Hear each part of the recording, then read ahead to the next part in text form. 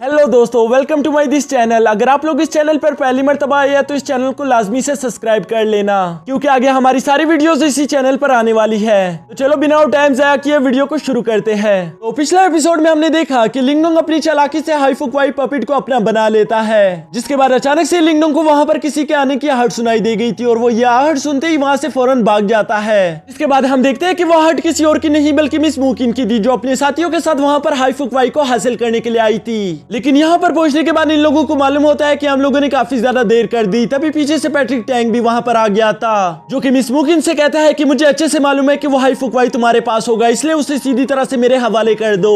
Miss मुकिन उसे बताने की कोशिश करती है कि वो हाईफुकवाई मेरे पास नहीं है, लेकिन तभी हम देखते हैं कि पैट्रिक टैंग ने फौरन से उन पर अटैक कर दिया था, जिसको वो अपनी ग्रेट आर्मर टेक्निक से बहुत ही आसानी के साथ ब्लॉक कर लेती है। अब आगे नेक्स्ट एपिसोड बिल्कुल उसी सीन से शुरू होता है, जहां मिस मुकिन पैट्रिक टैंग को कहती है कि तुम कुछ ज्यादा ही एटीट्यूड नहीं दिखाते रहते।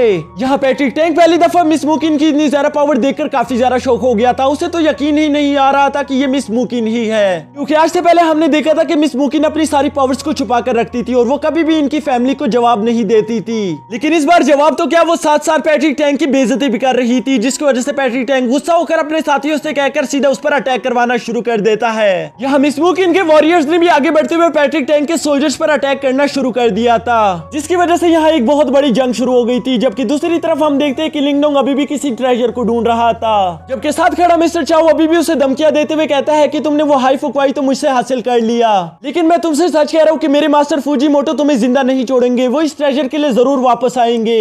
जबकि दूसरी तरफ हम देखते हैं कि लिंगडोंग तो पूरी तरह से मिस्टर चाओ को इग्नोर कर रहा था, जैसे कि उसे कोई फर्क ही नहीं पड़ता कि यहाँ पर कोई मेरे साथ मौजूद भी है या नहीं। अब यहाँ मिस्टर चाओ के साथ काफी ज्यादा आगे आने के बाद लिंगडोंग महसूस करता है कि इस जगह की एनर्जी काफी ज्यादा हाई है, यानी कि मुझे यहाँ पर जरूर कोई कीमती ट्रेजर मिल जाएगा अगर एक बार हम नीचे की तरफ चले जाए। तो सुनकर मिस्टर चाओ फौरन से कहता है कि नहीं, ऐसा सोचना भी मत, मैं तुम्हारे साथ बिल्कुल भी नीचे नहीं जाऊंगा। क्या तुम पागल हो? तुम महसूस नहीं कर सकते कि नीचे कितना ज्यादा सर्द हो रहा है और वहाँ पर पता नहीं क्या होगा। हो सकता है कि हम जैसे ही नीचे जाए हम एक ही सेकंड में जमकर मर जाए, इसलिए मैं ये रिस्क नहीं लूंगा।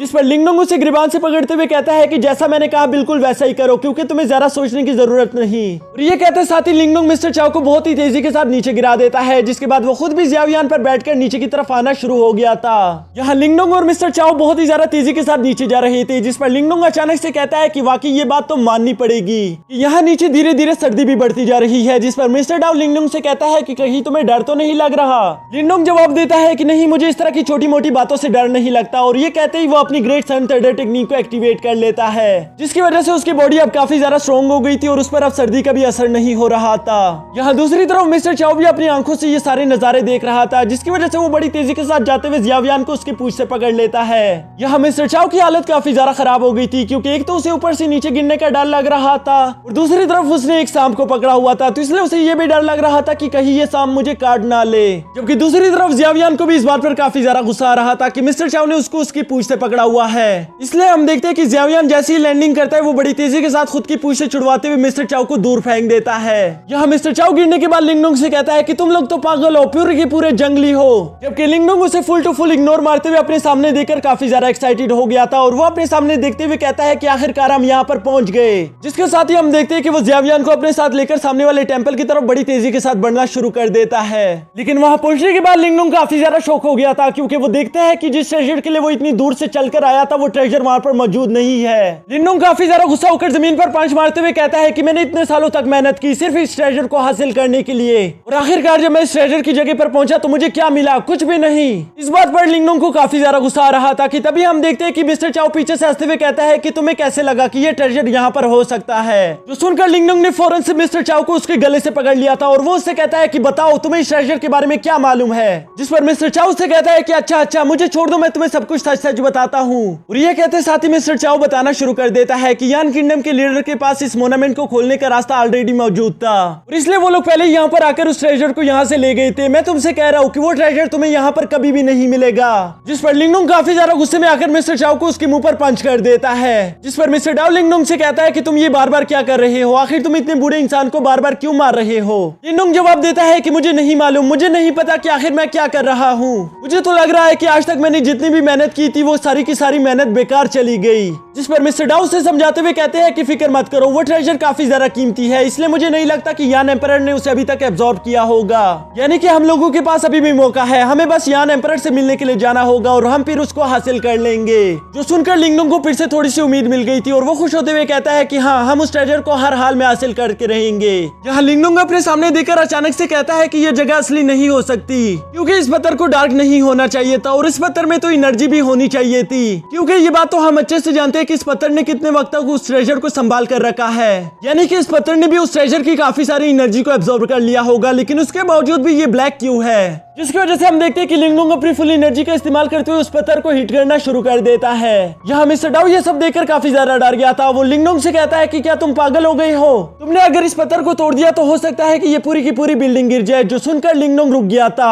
अब हम यहाँ देखते हैं कि लिंगडोंग अपनी मेंटल पावर्स का इस्तेमाल करते हुए उस पत्थर के अंदर झांकने की कोशिश करता है, जिसकी वजह से अचानक ही वो सारे लोग टेलीपोर्ट होकर कहीं और पहुंच गए थे। यहाँ पहुंचने के बाद लिंगडोंग देखता है कि अब वो पत्थर ब्लैक नहीं था, बल्कि वो पत्थर चमक रहा है और उस पत्थर पर एक ओल्ड आदमी भी बैठा हुआ था, जो कि लिंगडोंग को देखते ही सीधा नीचे आ गया था। यहाँ लिंगडोंग उस बूढ़े आदमी को देखकर कहता है कि आप जरूर यहाँ के ग्रैंड मास्टर होंगे, जिस पर ग्रैंड मास्टर कहते हैं कि हाँ, तुमने बिल्कुल सही कहा और मुझे भी यकीन है कि तुम वही इंसान होंगे जो यहाँ पर अल्टीमेट ट्रेजर को हासिल करने के लिए आए थे। जिस पर लिंगडोंग उनको काफी ज्यादा इज्जत के साथ कहता है कि जी मास्टर, आपने जो कुछ कहा बिल्कुल सही कहा, वो अल्टीमेट ट्रेजर यहाँ पर हासिल करने के लिए आए थे, लेकिन लगता है कि उसे कोई हमसे पहले ही यहाँ से ले गया। जिस पर वो ग्रैंड मास्टर कहते हैं कि हाँ, वो ट्रेजर तो यहाँ से जा सकता है, लेकिन उस ट्रेजर को मेरी मर्जी के बगैर कोई भी एब्जॉर्ब नहीं कर सकता। यानी कि अगर किसी को भी वो ट्रेजर एब्जॉर्ब करना है तो उसको पहले मेरी इजाजत लेनी होगी। जो सुनकर लिंगडोंग को कुछ समझ नहीं आता कि तभी हम देखते हैं कि ग्रैंड मास्टर एक एनर्जी टेक्निक का इस्तेमाल करते हुए लिंगडोंग की पुरानी यादों में घुस गए थे। यहाँ वो देखते हैं कि कैसे लिंगडोंग एक छोटे घराने से था और वो कैसे अपने लोगों की हिफाजत करने के लिए खुद को ताकतवर बनाना चाहता था। यहाँ ग्रैंड मास्टर लिंगडोंग की मेमोरी में ये भी देखता है कि कैसे वहाँ के लोग लिंगडोंग को लूजर कहकर परेशान करते रहते थे। लिंगडोंग ने हार नहीं मानी, बल्कि वो दिन रात मेहनत करके इस जगह तक पहुंचा ताकि वो इस ट्रेजर को हासिल करके खुद को और ज्यादा पावरफुल बना सके। यहाँ ये सारी मेमोरीज देखने के बाद ग्रैंड मास्टर लिंगडोंग को वो ट्रेजर इस्तेमाल करने के लिए इजाजत दे देते हैं, जिसकी वजह से लिंगडोंग का हाथ चमकना शुरू हो गया था। ये देखकर लिंगडोंग हैरान होते हुए कहता है कि ये सब क्या है। ग्रैंड मास्टर लिंगडोंग को देखकर कहते हैं कि मुझे मालूम नहीं था कि तुम्हारी मेमोरी में इतने ज्यादा सीक्रेट मौजूद होंगे। और ये सब बताने के बाद वो लिंगडोंग को उस ट्रेजर की चाबी देते हुए कहता है कि वो ट्रेजर काफी ज्यादा कीमती है। हमने पिछले हजारों साल से उसी ट्रेजर की मदद से हेवन और अर्थ की हिफाजत की थी। अगर तुम उस ट्रेजर को हासिल करना चाहते हो तो तुम्हें ये रिस्पॉन्सिबिलिटी भी उठानी होगी। ये सारी बातें बताने के बाद हम देखते हैं कि ग्रैंड मास्टर धीरे धीरे वहां से गायब हो रहे थे और इसी के साथ वो लिंगडोंग को कहते हैं कि उम्मीद करता हूँ कि हमारी मुलाकात दोबारा हो सके। जिस पर लिंगडोंग भी उनका शुक्रिया अदा करते हुए कहता है कि आपका बहुत बहुत शुक्रिया, मैं उस ट्रेजर को हासिल करके इस रिस्पॉन्सिबिलिटी को भी जरूर उठाऊंगा। जिसके साथ ही हमारा ये एपिसोड भी यहीं पर खत्म हो जाता है। तो दोस्तों, इसका नेक्स्ट एपिसोड भी मैं अभी बनाने पर लगा हुआ हूँ और उम्मीद करता हूँ कि शाम से पहले मैं उसको भी इस चैनल पर अपलोड कर दूंगा। अगर आप लोगों को ये वीडियो देखकर जरा से भी खुशी हुई या मजा आया तो वीडियो को लाइक कर देना और चैनल को याद से सब्सक्राइब कर देना। साथ ही साथ अगर हो सके तो बेल नोटिफिकेशन को भी ऑन कर देना ताकि हमारी न्यू वीडियो की नोटिफिकेशन सबसे पहले आपको मिल सके।